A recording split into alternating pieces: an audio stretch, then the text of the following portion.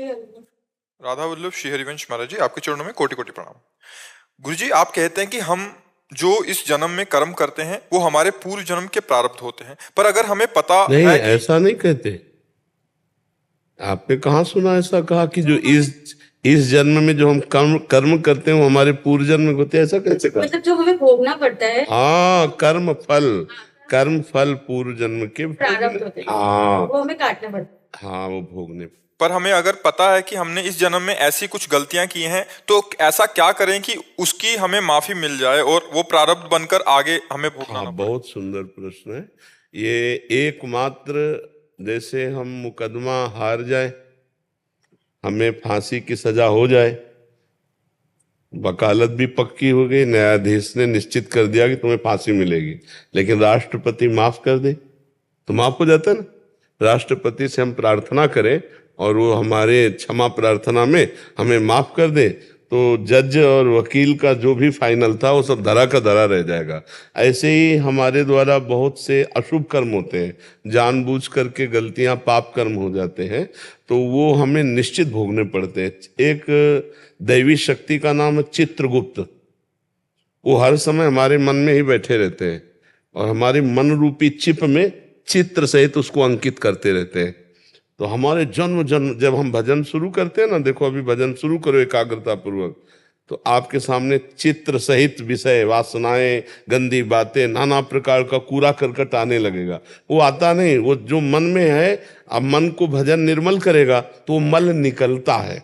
तो जब हमारे द्वारा अपराध बन जाए और हम ये स्वीकार कर लें कि हमारे द्वारा गलती हो गई है, तो एकमात्र उपाय है, अखिल ब्रह्मांडों के अधिपति भगवान श्री हरि, श्री कृष्ण, वो श्री राम जो नाम लो, वो भगवान की शरण में हो जाए तो भगवान कहते हैं अहम त्वाम सर्वपापेभ्यो मोक्षयिष्यामि मा शुचा।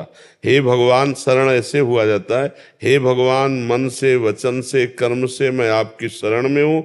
आज से नियम लेते हैं कि अब तक जो हमसे गंदी बात हुई अब आगे कभी नहीं होगी। अब लो नशानी अब ना नशइयो। और हम नाम जब भगवान का करें और सावधान रहें, वो बात भले प्राण छोड़ना पड़े पर अब हम दोबारा वो गलत बात ना करें तो निश्चित 100% भगवान माफ कर देंगे। अहम त्वाम सर्वपापेभ्यो मोक्षयिष्यामि मा शुचा। और ये हमारे नए कर्म प्रारब्ध नहीं बन पाएंगे और हो सकता है इसी जन्म में हमें भगवत प्राप्ति हो जाए अगर हम निरंतर नाम जप करेंगे। देखो, घोर हिंसक, पापी, चोर, वैश्या या वैश्यागामी बड़े बड़े महात्मा बन गए भगवान की शरण में होकर, तो हमारा कल्याण क्यों नहीं हो जाएगा? निश्चित हो जाएगा। पर एक शर्त है, अब लो नसानी अब ना सही हो। आप तक जो किया आज तक अब हम दोबारा ना करें। कर्म का फल तो अवश्य में भोक्तव्यम, पीछे का हम भोग लेते हैं और आगे का हम आग लगा देते हैं। भगवान की शरण में होकर ज्ञानाग्नि के द्वारा या प्रेमाग्नि के द्वारा सारे कर्म भस्म हो जाते हैं, संचित भी, क्रियमाण भी, और प्रारब्ध भोगने की सामर्थ्य आ जाती है। तो हमारे जो कर्म है वो तभी भस्म होंगे जब हम भगवान की उत्तम भक्ति करेंगे।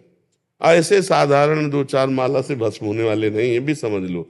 दीर्घ काल तक श्री पातंजल योग में सातु दीर्घ काल निरंतर सत्कार से भी तो दृढ़ भूमि। दीर्घ काल तक निरंतर भगवान का नाम जब किया जाए तो वो दृढ़ भूमि हो जाता है, वो हृदय में चलने लगता है। और जब भगवान का नाम निरंतर चलता है तो वो जीव निष्पाप और निर्मल होकर भगवान को प्राप्त हो जाता है। निर्मल मन जन सो मोहि पावा, भगवान कहते हैं। तो निरंतर भजन से मन निर्मल हो जाता है। हम सबसे गलतियां होती हैं, हम सबसे पाप बन जाते हैं, लेकिन उसका उपाय है भगवान का आश्रय, भगवान का नाम जप।